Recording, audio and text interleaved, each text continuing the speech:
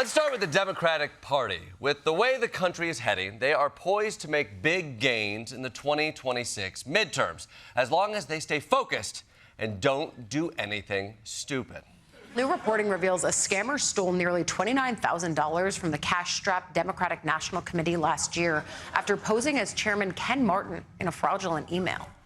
Jesus Christ! Your 2026 Democratic Party, everyone. We will stand up to the rising forces of authoritarianism and tell them loudly that our PIN number is 1003. Well, let's move on to someone who probably could still win an election against the Democratic Party, Senator Lindsey Graham. Yesterday was his funeral, and beforehand, his remains were honored in the Capitol Rotunda. Personally, I don't understand this tradition because, that's his office. When I die, I don't want to be brought back to work and displayed next to the copy machine, you know? I want to be shot out of a cannon straight into the Kalamazoo River as per Klepper family tradition. But the big story was President Trump's appearance at the funeral, where he made sure that the Tic Tacs he chewed were the funeral-appropriate mint ones. I tell you, now that is leadership. This is a nation in mourning. There will be another time for citrus adventure. And then our president and his newly freshened breath stepped up to the podium and attempted to say anything nice. Anything nice at all.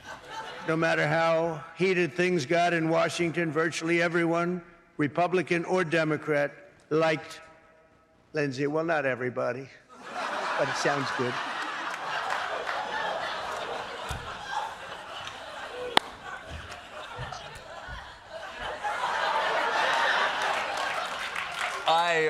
I can't believe I have to say this to Donald Trump, but can you just lie to us? It's a memorial. You could paint a rosier picture. I didn't go to my Uncle Lou's funeral and tell everyone he was the Zodiac killer. I said he was good with numbers, you know? Come on, Donnie, you guys spent so much time together. Maybe share a heartwarming story about how you two met.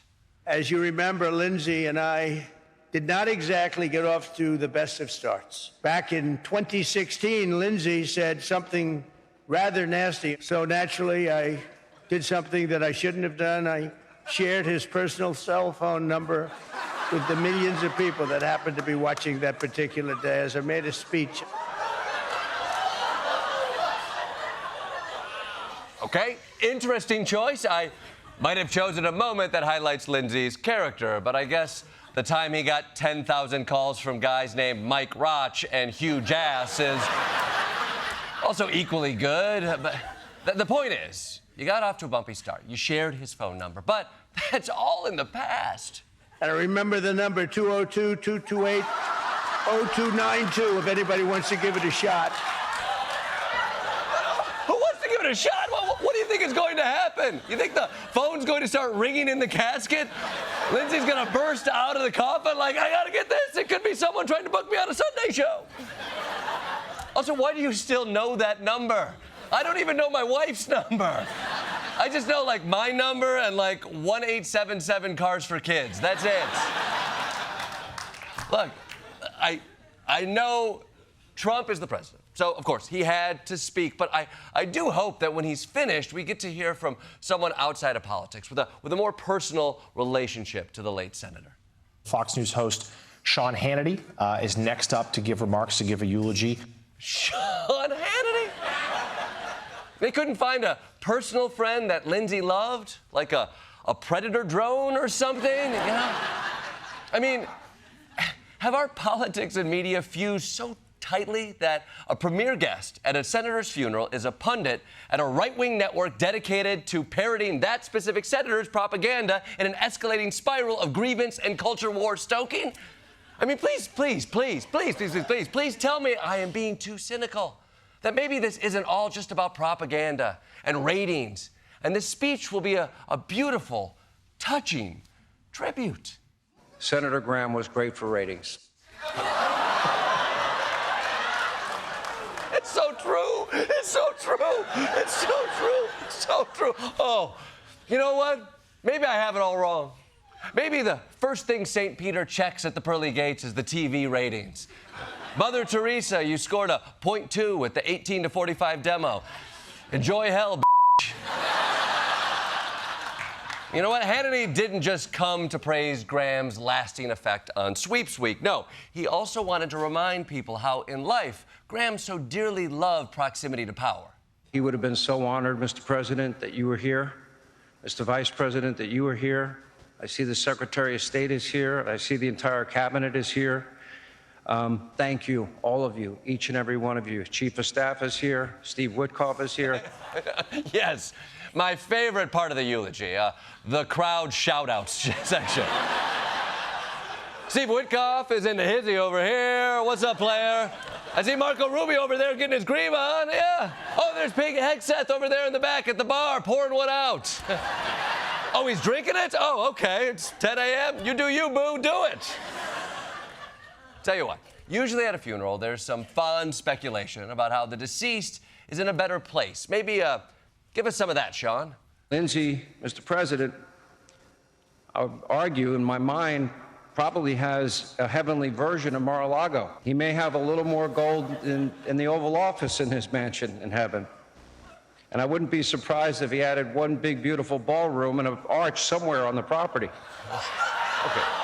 Okay, you know, let me get this straight. You're saying that when God asked Lindsey Graham, where do you want to spend eternity?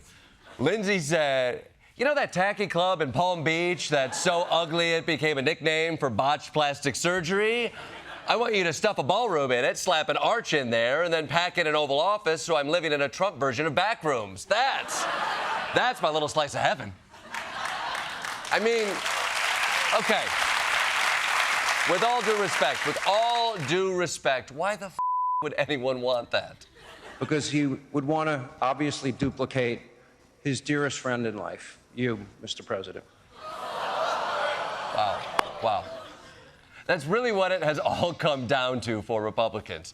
Your entire life is so thoroughly and abjectly reduced to the ass-kissing of one man. And then when you die, other Republicans use your eulogy to continue the ass-kissing in a perpetual motion machine of chapped lips and lubricated cheeks. And maybe, you know what? In some ways, sucking up to Trump is just the best way to honor how Lindsey Graham lived his life. But surely there must have been some other thing this man was known for. He was extremely hawkish. I will tell you, he never saw a war that he didn't like. Yes, that is true. Perhaps the man loved Donald Trump, but he also loved bombing people.